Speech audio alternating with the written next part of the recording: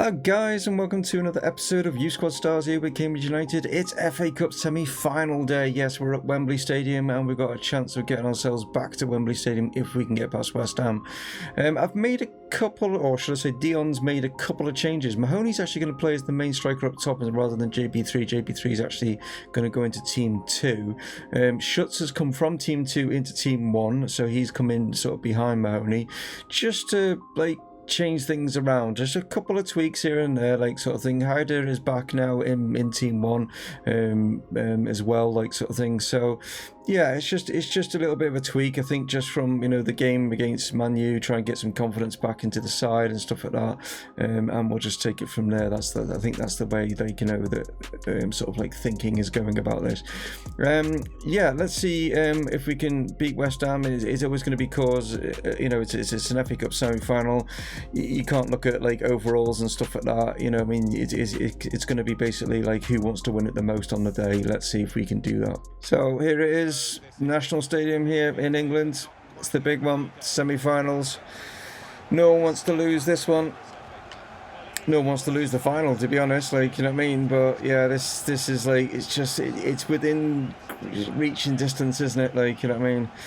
Can we make these Cambridge fans happy to get ourselves into a final? We have been in the League Cup final before, which we got taught a lesson by Everton. But this is the big one. It's the FA Cup final. Much more of a prestigious tournament in the fact that it's the oldest cup competition in the world. Can we go ahead and get there? Thank you for attending Wembley Stadium. Right then, Mr. Mahoney, let's get things off and running. He's been in good form recently, the striker, back from Inter Milan. Can he produce that form on the big occasion here? Okay. Honest Trust knocks this forward. Here is Schutz now, into Mahoney. Tries to hold it up. Back inside at Schutz. Wow, the new combination there nearly worked a treat. It was a lovely chance there, and he's just inches past that post, and that would have been a superb start.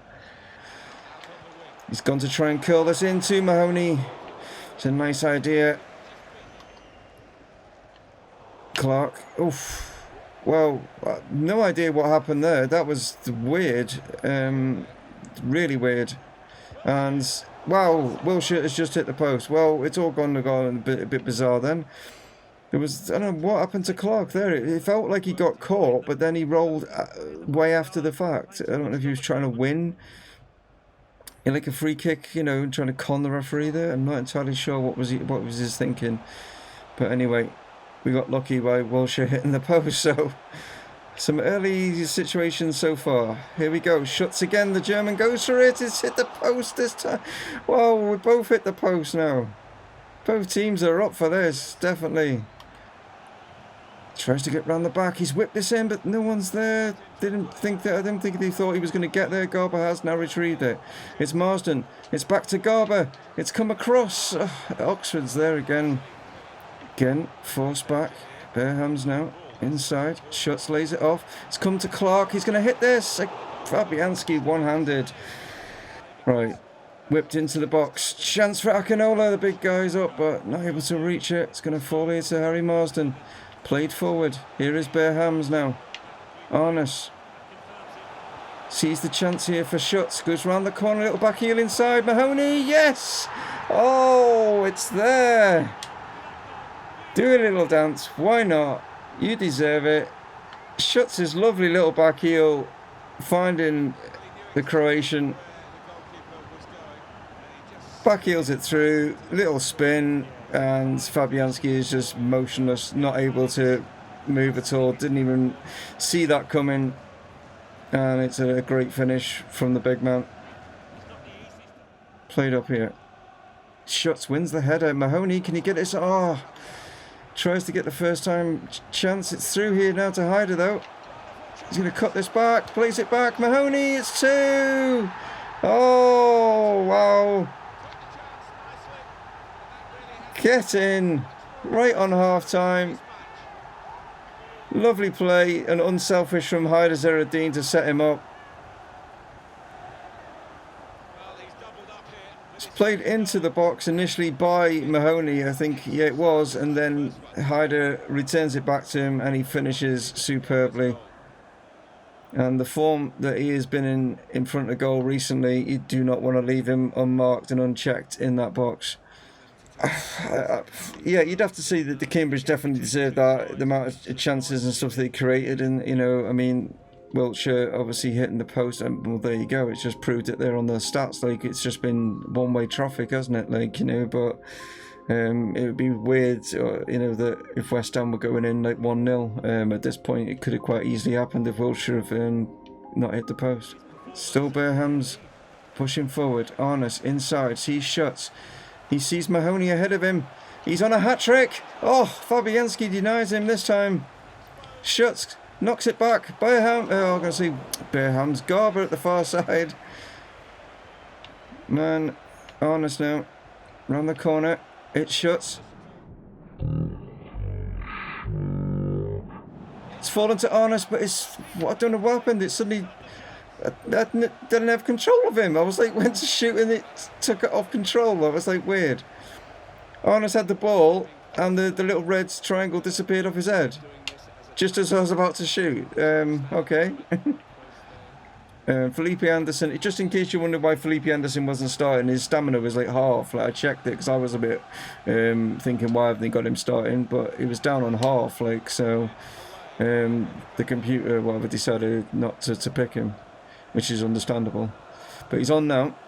Here's Arness. Schutz. Great turn. And you get the shot away. It's come to Oxford. It's Mahoney. Lays it back. Arness. Oh! It's in! Yes!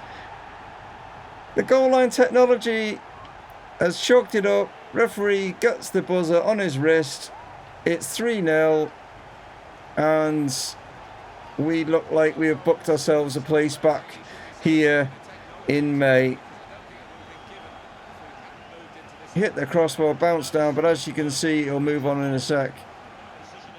And there it is, yeah, crosses the line. Well done, Arness. Haksanovic. Schutz trying to get a foot in. Schutz has been really, he's been just buzzing. Lanzini is now on as well. Again, someone else that was down, like, on his fitness. Marsden. Akinola forward. Clark gets this out here to Berhams. Can he get this to Hyder? He can. Going to cut this inside. Hyder now. It's fallen to Schutz. Lays it off. It's Arness for a second. Oh, and he's blazed it over. Oh, wow. That should have been his second. So Dion's decided that he's going to give Arness a rest and bring Augustine on for him. Clark's going to make way and Tommo is going to come onto the field for him. We've got Schutz making a run. Is he going over the top here? He has done. He's going to lay this inside. It's come to Mahoney. He's on his hat-trick. Ah, he just couldn't get it under control quick enough to get it down, to get the right connection on it. Cuts back. Goes to the edge of the box. It's fallen to Augustine. Oh, inside here. Here is Schutz. Mahoney gets it through. It's Hyder. Oh, just tried to get it onto his right foot to curl it in, but Fabianski just snatches it off his foot there. Felipe Anderson here to Franco, and I mean, it's all over. Just a dominant performance by the Cambridge lads, and we're off to Wembley again. Yeah, we will be back here for the final, which could be against Everton because they're taking on Derby in the other semi-final. So how weird would that be? We said one day that we would come back and beat Everton and get revenge and stuff like that. It could actually happen, like, which would be madness, like. Just dominant. We were just out the blocks, fast as you like. Joe Mahoney playing superb. Schutz had a superb game. They all played well. Do you know what I mean? They all played well. Like, you know, you can't like say that anyone was at fault for anything in that. Great performance. So like I say, Derby, Everton will be tomorrow. Their semi-final. yeah, it could be us against Everton. Well, I would imagine it's going to be us against Everton, but we will find out. Well, we have got another game in today's episode, guys. It is Stoke. We need to get 3 points. Don't matter who the opposition is. We have got to get 3 points every game we go in. We've got 4 games left in the season, and yeah, we've got to try and get either a 6th spot or win the FA Cup to get us Europe next year. But you just see there, Stoke have just beaten Watford, so they're going into this in confidence, definitely. So yeah, we'll just see how we get on against Stoke.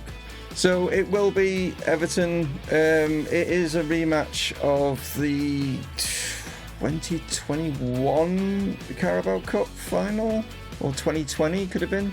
I'm trying to think which Carabao Cup. I do. I'll have to go check back on the video. Some of you might know if you want to let me know down in the comments. But yeah, we got hammered, didn't we, against Everton in that one, sort of thing. It was a shock that we even got to that Carabao Cup final. What we did, but we are now in the FA Cup final.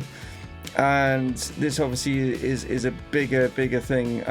We're a much better side. We'll give Everton a game, but it's still not going to be easy. I mean, look where Everton are. I mean, they are flying in the Premier League as well. They are in 4th spot, with the possibility of finishing as runners up to Liverpool. I mean, if they carry on the way they're doing. So it's not going to be easy in any way whatsoever, sort of thing. So. Yeah, 3 points is what's needed against Stoke to keep the pressure on United and Arsenal, and even City, I suppose, is still catchable as well, sort of thing. So let's go and take on Stoke City at, I was going to say the Britannia, but it's not called that anymore. It's not sponsored by Britannia anymore. I think it's just called Stoke City Stadium now or something like that. I'm not really sure. But anyway, that's where we're off to now. Okay, so here are the 2 lineups going into this. The Lawrence that you see up here is not JJ Loza. No, that is actually Charlie Lawrence. Charlie is going to play out on the right, because I just felt that JJ has been a little bit, his sort of form has been off a little bit, sort of thing.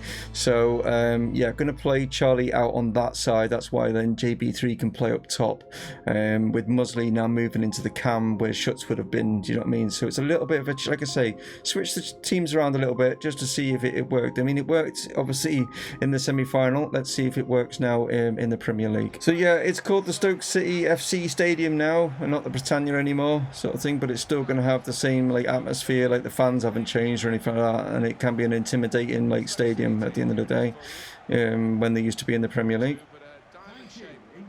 which they are now in the Premier League, but in real life is what I meant. You know what I mean? You know what I meant.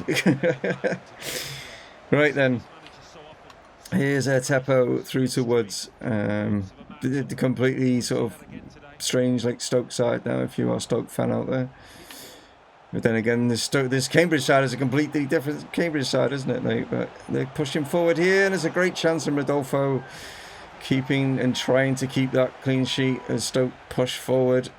Like I say, on a bit of a confidence boost after just beating Watford, and they're looking to try and finish obviously in a high position in the league.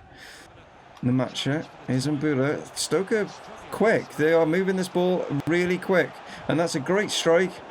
And Rodolfo again pulling off a hell of a save. So yeah, Stoke aren't messing about here.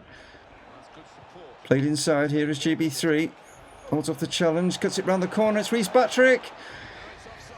Oh, he's offside. But again, Reece, who hasn't scored in such a long time, his confidence is still needs that goal to boost it. Good header from Sutton. That's a great header. And Reece Patrick is going to burst forward here. He's going to have to cut back though. Plays it here to MUZZLEY, who hits this. Oh. And Calliard, I think he's a regen of some sort. Calliard or something. Not a regen, but you know what I mean. He's a youth team player. Just because he's got his shirt tucked in, that's what I was thinking it. But then again, no, he's got orange boots, so maybe he's not. Right, whipped in. Chance for Warren. Oh. PT forward. Sutton. Oh, he's just got his foot on that. That's a great challenge. He had to make sure he touched the ball, otherwise it could have been a sending off, that one. Burn forward. Here is Jake Warren. He's got MUZZLEY bursting through. It's Marco MUZZLEY. Plays it across. JB3 will have that. Thank you very much. Unselfish from the captain. He could have gone alone, but he thought, no, JB hasn't scored in such a while. Let's boost his confidence. And JB3 just slots into an empty net. It was a great ball through from Warren, just complete and utterly splits the defence of Stoke open, and it's kind of 2, maybe even 3 on 1 there, as they bear down on the goalkeeper of Stoke. And easy as you like for JB. So the little sort of, sometimes it does work, you know, when you like switch players around and stuff, they're getting a little bit comfortable, and now it makes them maybe fight for their positions, and it definitely seems to be working. But this is a great ball through here for Stoke, and they're in, and wow, well done Rodolfo. Here's Edwards, plays inside, and that's in. It was a good ball in. De Jake's the wrong side of Isaac, and the lead for Cambridge wasn't a long one. Stoke were so determined. It's kind of how they play.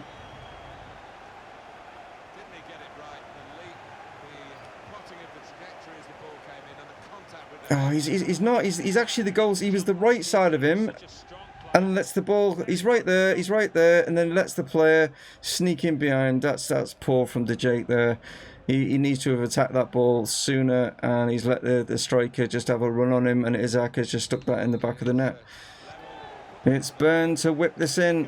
I think Isaac, the goal scorer, actually got something on that. Oh, lad, now pushing forward. Tries to get that in. It's a great chance, and Byrne. Oh, no, it's not. It's Patrick. I just seen the word B, and oh, a confident Patrick, and it's in. I don't know, again, GB3, what's he doing? He's like jumping out of the way. Why is he not trying to get to the ball? Maybe he heard a shout from Patrick and thought, you know, well, you've got a better line on it. I don't know. I don't know what happened there, but yeah. Oh, Warren through. MUZZLEY. Ah, the referee. Oh, we all know if the ball was going the other way, what would have happened there? But anyway, referees decided to call it. Here's Mbula. Oh, well done from Byrne. Knocked forward. GB3. Come on, we got Charlie Lawrence. He's through. Oh, and he's buried it. Oh, that is why he's Cambridge United's leading goal scorer in the Premier League at the moment. Well, I think that'll put him up to 11 in the league, but I don't. Overall, I think is it higher than that? I'm not sure, but I know he was on 10 in the Premier League, and yeah, acres of space on that right side, and what an emphatic finish! Made sure of that. Okay, let's keep the leads this time for a little bit longer. You know, if we're going to give it away, let's at least get you know, a little bit longer than what happened last time. But here they come again, and it's not forward, and that's Rodolfo's. Thank you. Goes over to this side to pick out our lad, and Charlie Lawrence is in here. Charlie Lawrence, can he pick someone out? He's picked out MUZZLEY. Yes. Get in, celebrate in front of them away fans. No, where you going? Alright, fine, do what you want. Captain's in. 3-1. Just hits this with just sheer power. I think it hits the sort of stretched out leg of the keeper and then bounces through his leg, I think. Yeah, thought it did. Get in. Tommo wins the header. JB gets there. MUZZLEY lays this off to Tommo. Sees Patrick out in some space on this side. Byrne surging forward. Can he get it through? It's Marco MUZZLEY again. Oh, it's number 2 for him and number 4. This time, are you going to celebrate in front of the fans? No, he doesn't want to celebrate in front of the fans. He just wants to do his own thing. Okay. I'm trying to get him to like go and lie. You know when they lie down and do that pose on the like advertising orders, and he won't. He just, I'm running in that way, and then he automatically takes over and he runs off behind the back of the goal. Nice play, great finish. Yeah, he needed the boost in confidence as well, and he's just got it with 2 goals. And I think, like I say, just moving a few players around here and there has massively helped. Yeah, let's give Lee Phillips a run out, and we'll give Gridley. And we'll give Solano a run out as well. So we'll change all 3. Looking for, obviously, another goalie. Oh, Burns there. And plays that out. Unfortunately, went straight to a Stoke player. Didn't get enough height on it. Sutton will get this back to Rodolfo. And he'll just whack that upfield, but it's gone straight to a Stoke player. And it's come back, and it's Pizzi. And Burn is there again. And he's just having a great game. Phillips now. It's Reece Patrick. Can we get him a goal? I think he's a little bit too far out. Oh, he wouldn't drag it back. You just know his confidence isn't there. Oh, dear. Wow. Charlie Lawrence now. It's Gridley. It's a hat-trick for MUZZLEY. No, denied. Calliard keeps it out. Goes in, but Reece Patrick again, because his confidence isn't there. His shot, but what a performance. Great 3 points. It looked a little bit scary when they equalised, but yeah. Quality shining through there, and it's a 4-1 result, which is a big one. We've needed something like that for a while. We just haven't had it. 2 great results in today's episode, and it's just massive confidence boosting. It wasn't as easy a game as the scoreline definitely shows there, like sort of thing. Stoke were tough to break down, but Marco MUZZLEY, well done to you. You pick up man of the match for 2 goals and 1 assist. I didn't know if it was 2 assists. It was 1 assist. Charlie Lawrence with a 9.2. Burn there, 9.4. Looking really assured in that left back spot.